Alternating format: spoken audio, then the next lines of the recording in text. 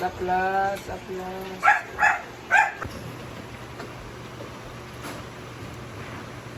Solid.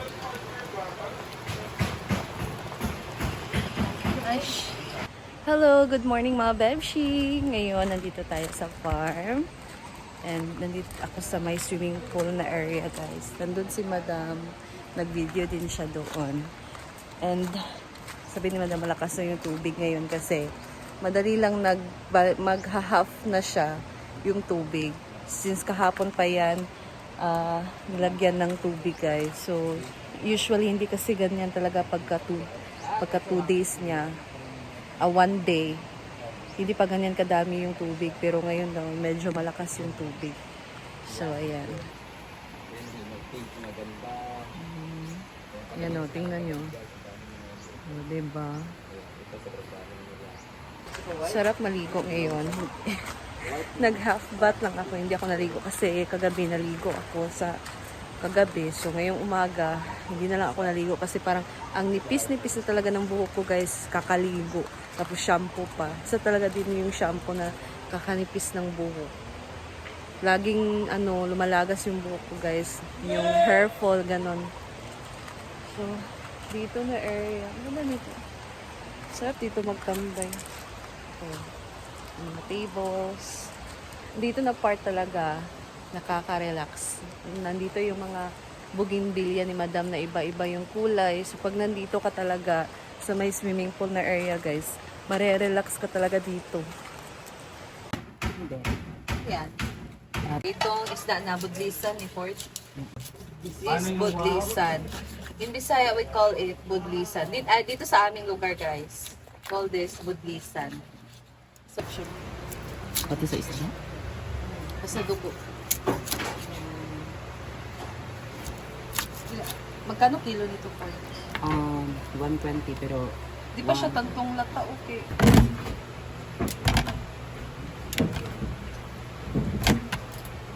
Ay!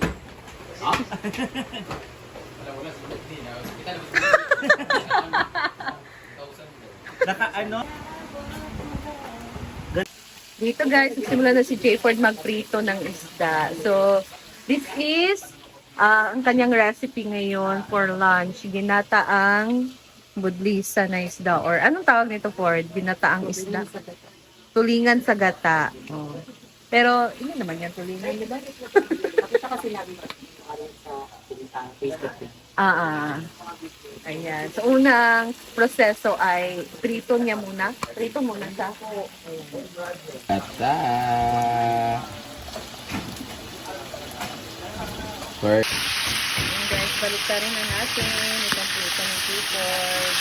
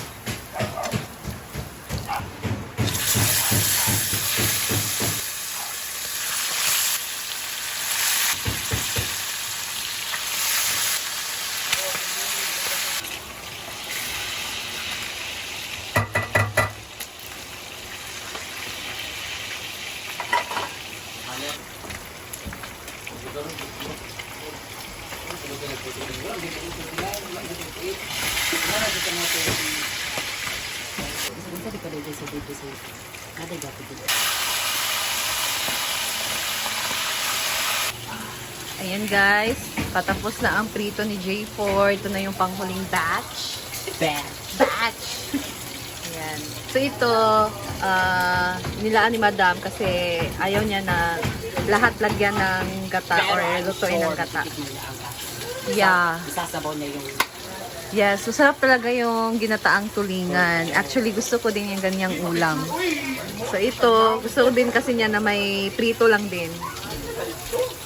Ito ng kawali na kanyang gagamitin. And ito na din ang kanyang mga ricados na ilalagay. Imodam. Kani day, kani kay gud ng isda. Kani sa pan. Ay sa baboy kani ng isda. Ay, sa baboy gyapon na. Sound. Asa ang suga? Kami po yung naka-video dito. Isda gali. Wait lang. Oras ka bitsi ra man ni. So, asa suga? Let's start it. Let's start this. Pag nagluto ka daw, that may smile and love and happiness para masarap. Ay! So, let's wait until it's hits. And then, we put the...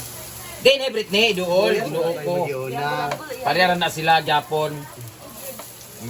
Ay, pabot ka. Ikaw rabag, aluto ka nga. Dagang mantika. Tanan, tanan. Ay. Kapala sila, ay, kasi wala. Papalit ng mapit. Dahil mo na cellphone, katod ng isa yung gamit.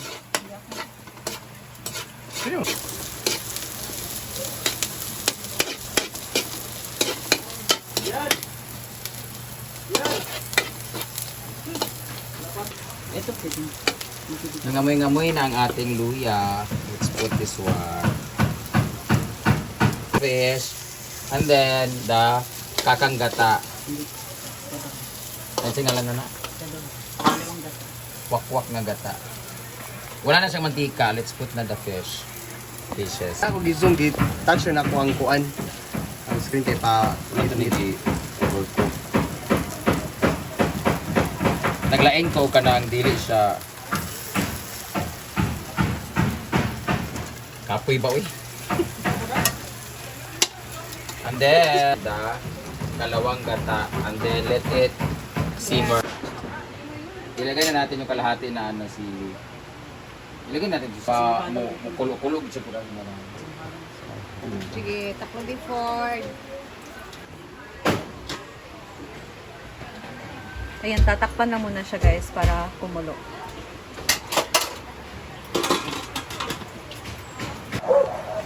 Ayan na guys, at kumukulo na siya. Tubig ibutangan eh. Ang gata. Ang gata, no? Ako baso-baso. Ano sir din?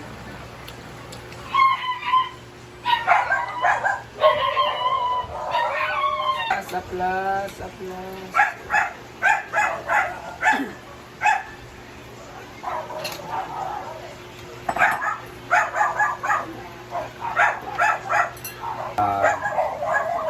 Last species. Spices. Ito na lang oh.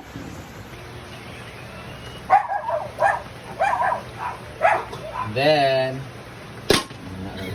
para tingog bubog siya.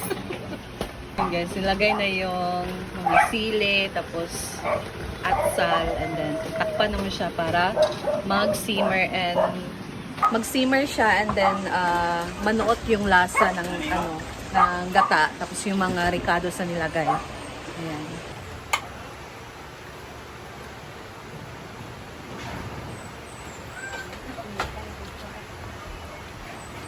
Ito guys, nilagay na yung Happy birthday! unang tiga na gata.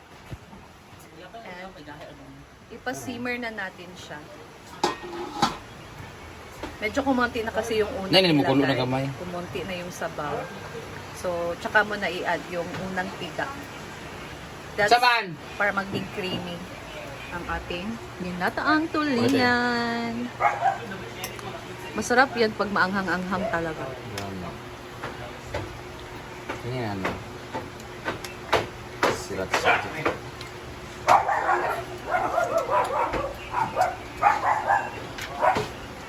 Sarap na. Itsura pa lang. Ito na siya. Sarap to pag may 3-in-1 coffee. Lagay na ang gulay. Una natin siguro mga unang 2 minutes. Ayan natin lalagay yung isa.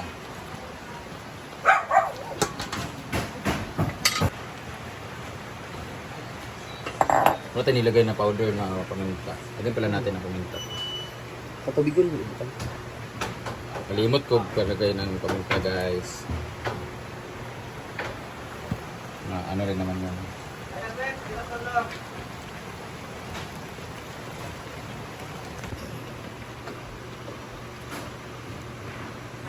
So let it dry.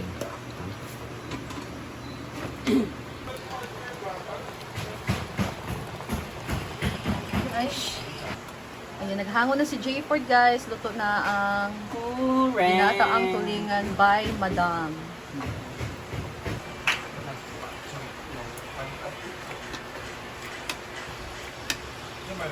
It's time for lunch na guys. Prepare na dito yung ating kanin and mga plato. So, si Jayford naghain na. Hain ba tawag dyan? In Tagalog? Hala pa. Guys, kumain na si Jayford. Sarap daw. Yan guys, so that's all for today. Hindi na muna sila kumain kasi siguro mabusog pa sila. So that's all. Bye!